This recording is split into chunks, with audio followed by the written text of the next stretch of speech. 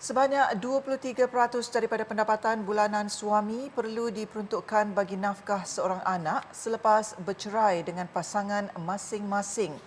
Mengulas mengenai isu nafkah yang sering menimbulkan ketidakpuasan hati bekas isteri kerana mendakwa jumlah yang diberikan oleh bekas suami tidak munasabah, pengamal undang-undang Rabiatul Adawiyah Ramli berkata, tuntutan itu boleh dibuat menerusi rayuan kepada mahkamah agar jumlah itu dapat disemak semula.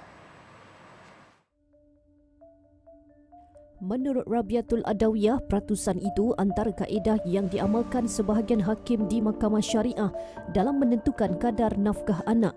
Bagaimanapun, ia juga perlu mengambil kira beberapa aspek lain seperti keperluan anak serta kemampuan dan taraf hidup bapa. Kalau ikut arahan amalan yang dicadangkan bukanlah yang kata perlu dipatuhi. Tidak.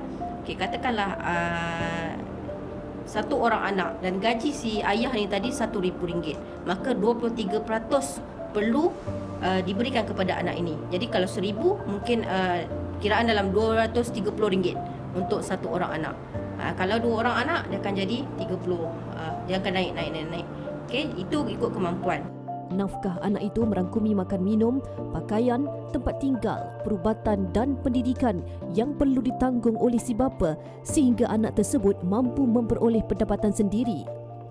Sekiranya terdapat perselisihan berhubung nafkah anak yang dituntut, bekas isteri atau ibu perlu segera merujuk Mahkamah Syariah bagi memfailkan tuntutan.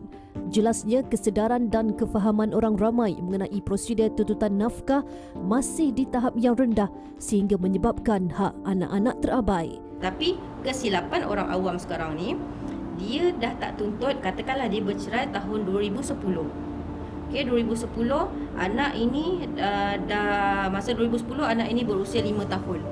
Kemudian 10 tahun ke depan anak ini berusia 15 tahun. Pada waktu tu dia baru nak tuntut, sekali-sekali dengan tunggakan nafkah dia nak tuntut. Itu tak boleh.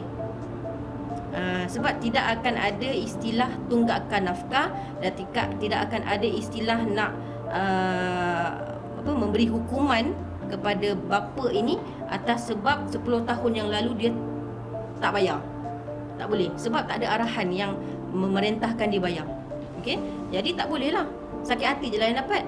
Katanya lagi, bekas suami atau ayah juga diberi hak membuat pembelaan di mahkamah sekiranya tuntutan nafkah anak yang difailkan oleh bekas isteri tidak munasabah. Mahkamah juga turut diberi kuasa memerintahkan pihak bank dan majikan suami untuk membekukan akaun serta memindahkan wang bagi tuntutan nafkah tertunggak. Mengikut peruntukan undang-undang sedia ada, suami yang culas membayar nafkah anak boleh dihukum penjara selama tempoh yang diputuskan oleh Hakim Mahkamah Syariah mengikut Seksyen 181 Enakmen Tata Cara Mal Mahkamah Syariah.